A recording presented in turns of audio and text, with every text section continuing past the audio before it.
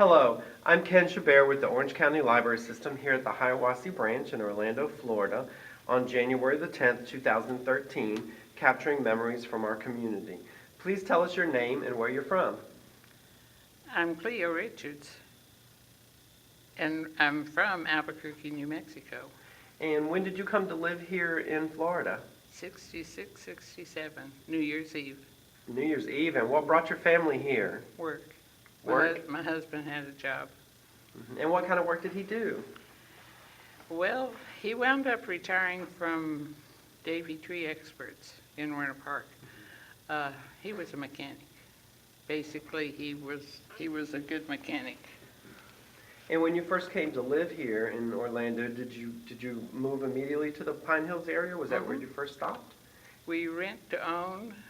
We moved in our home January the 11th, 1967, and I've been there ever since. In the same residence? In the same house. Wow, so that means you've seen lots of changes in the community. Amen. Pine Hills was a two-way road, which dead end at Beggs, at Clark-on-Ocoee. There was no Beggs. There was no Clark-on-Ocoee. There was a big garbage pit at the end of Pine Hills. Silver Star was a two-way road. Hiawassee was dirt from Silver Star north. So what was one of your favorite memories about living in the Pine Hills area? Walking distance to everything. Everything was right here. It's moved now. It's gone west, young man. But at that time, we could walk to Pine. I was about a mile from Silver Star or West Colonial. So, Did you have a particular location, like maybe a park or a restaurant or a business that you frequented that's no longer around that you really miss? Dan's. And what is Dan's? Dan's was a restaurant. We ate breakfast there for many years. And where was it located? On West 50. It was now a pawn shop. I don't know the address. That's all right. What was your favorite thing to eat there? Oh, breakfast.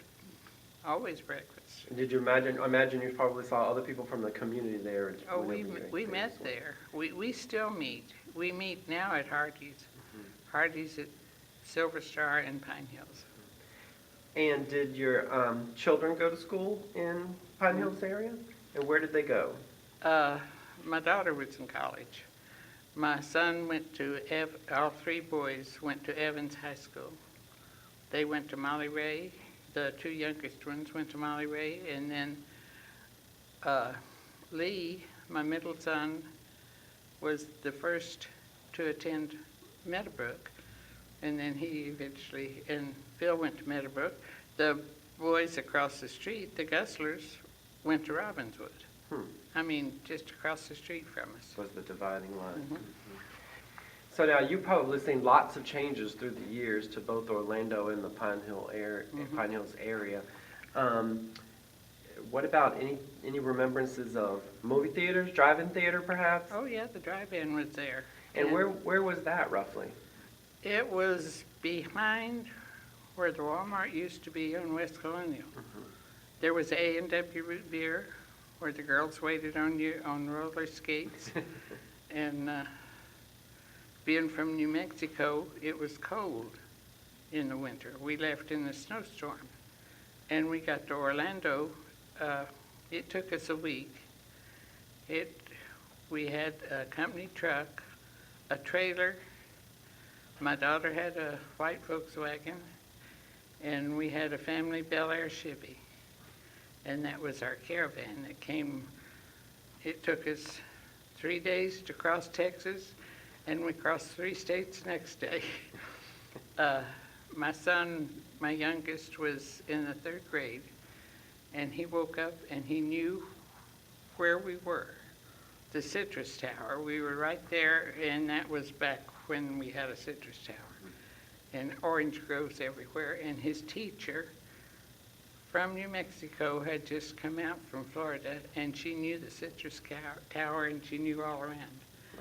And he knew that, and he knew the incinerary that was on West 50, where the prison farm was, and the cows. And, Now, there used to be a prison farm in the area? where the fairground is. You know, I didn't know that. You're the second person to tell me that. When did that go away? Well, I don't know the year. I just don't know. The decade, 60s, 70s, 80s, maybe? Maybe in the 70s. I'm not sure. There was a family that lived on Lake Lonnie, on the lake, just a couple, and they took Everett and I and our 4 children, they took the 6 of us in. She had got a dishwasher that year for Christmas because we were coming. But we stayed there till we found she had contacted some realtors for us. And we found our house on Golf Club Parkway. And it was more than my husband had told me we could spend on a house. And I said, if you'll just see it.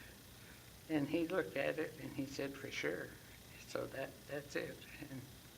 And what about, in the time that you've lived here, do you currently or have you in the past belonged to any local community organizations? Oh, yeah. We went to, when we came, we had never seen so many Baptist churches. My friend that we moved in with says, we've got to get this furniture unloaded. Says, it rains in Florida. I said, the Lord didn't let us move our stuff, which we had cut it down to minimum. And she says, well, you don't know Florida. And I said, well, evidently you don't know my God then.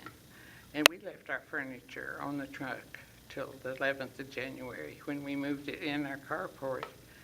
And we hung a tent up there, tarp.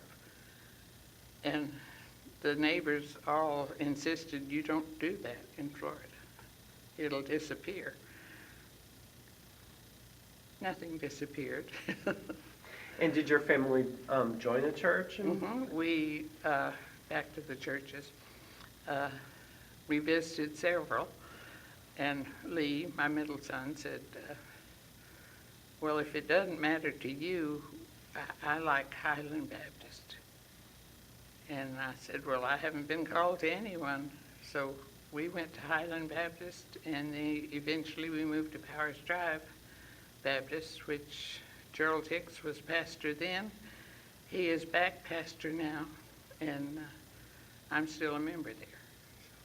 So how long have you been a member there? Since 78. And within the church, then I belonged to WMU in the ball choir, in the ball club. Ball means be active, live longer. And a little 90-year-old lady picked that name out for us. She's deceased now, but